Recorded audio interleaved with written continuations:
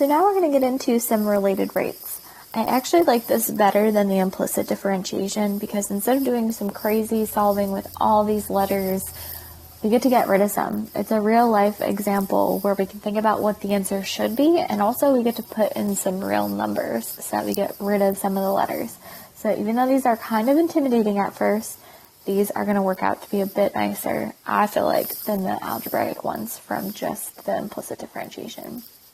So our first related rate that we're going to talk about is just with the shape that we all know. We're going to expand and shrink a square. So the tricky part of these is that all of these letters that we're going to have are not the same as what we're taking the derivative with respect to. So in the last example, we had x's and y's, and we took the derivatives with respect to x. So we only had to put a dy dx on it. These ones, we're going to have different letters that we're going to come up with or be given, and they're all being differentiated with respect to time. So if you have a's, we're going to have a dA dt. If you have r's, we're going to have dr dt. Nothing is time, so everything's going to be a d something dt, but we'll get through it.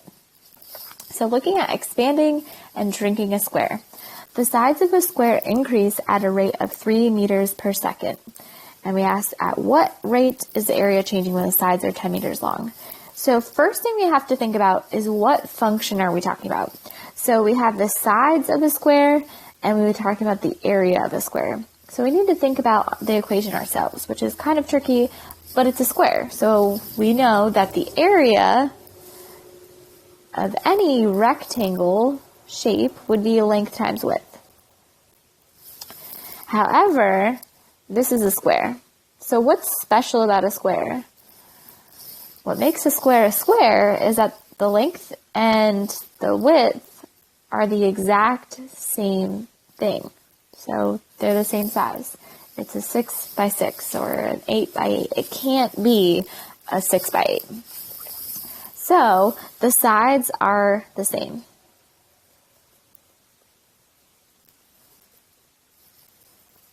That's what makes it a square. So it's not just length times width, it's length times length, or width times width. Or we can just call them S for sides. So maybe I'll write area equals side times side, which really just means anything times itself. 5 times 5, 2 times 2. It can be just said 5 squared or 2 squared, so I'm going to say this is S squared. Tell me how big the sides are, square it, and I'll give you the area. So our equation that we came up with for our related rates, our equation is, S area equals S squared.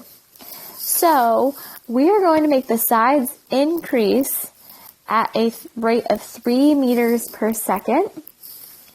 And we want to figure out at what rate is the area changing when the sides are 10 meters long. So once we come up with our equation, we can write out a bunch of letters that we're going to get. So some letters that we could get are A and S. And then we're going to be taking the derivative with respect to time. So we're going to get a dA dt, how fast is the area changing with respect to time? And a ds dt, how fast are the sides changing with respect to time?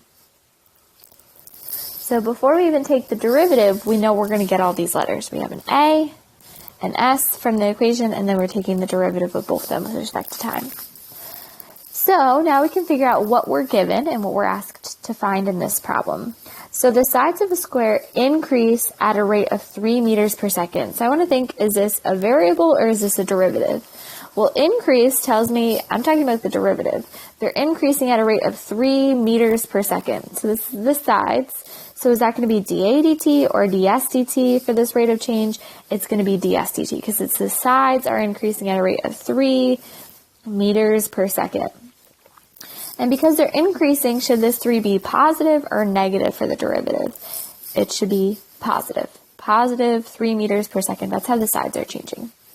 At what rate is the area changing? I'm asked to solve for a rate always on these. It's a related rates problem. You're given one rate, you're asked for the other. So the rate of the area is going to be dA dt. How fast is the area changing with respect to time when the sides are 10 meters long? So sides are currently 10 meters. They're increasing at a rate of 3 meters per second. We want to see what's happening to the area with respect to time. So it's nice because it's a real life problem. We can kind of guess if the sides are getting bigger, do you think dA dt is going to be positive or negative? It should be positive because the sides are getting bigger, the area should be getting bigger. So for these problems, we're always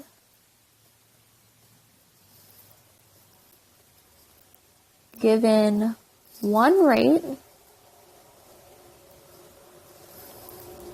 and solving for the other. They're related rates. I give you one rate, tell me what the other rate is. If the sides are increasing by 3 meters per second, how is the area changing? So, we're also missing a variable. We may not need this variable, but I just want to show you, if you're missing a variable, not a derivative, you're always solving for a derivative, but if you're missing a variable, you plug in to the original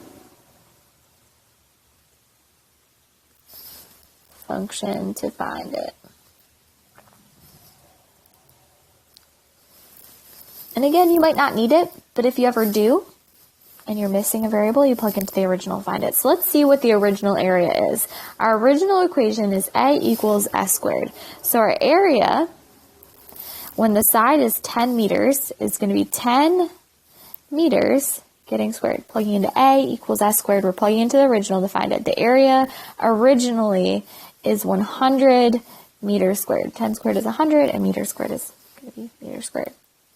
So if you need a variable, which we may not need it, but we can find it by plugging into the original. Otherwise, you're taking the derivative and you're solving for one rate given another. So, after you do this big setup, you find the equation, you find all these letters, which we're going to get used to setting up, and then you're finally ready to take the derivative with respect to time. So the derivative of 1a is going to be 1 dA dt, we took the derivative of a with respect to time, equals, and now we're going to take the derivative of s squared, which is going to be 2s ds dt with respect to time. Okay, so now we are ready to plug in. We're going to switch out all these letters that we just found, or we just wrote down, into this derivative we found. So I'm going to have dA dt. I don't know what that is, that's what we're solving for. Equals, and I can plug in here, 2 times my s, the current side length is 10, and I can plug in for ds dt. It's changing by 3 meters per second. So I forgot a unit here. Let's back up. It's not just 10. The side length is 10 meters. It's going to help us get our units at the end.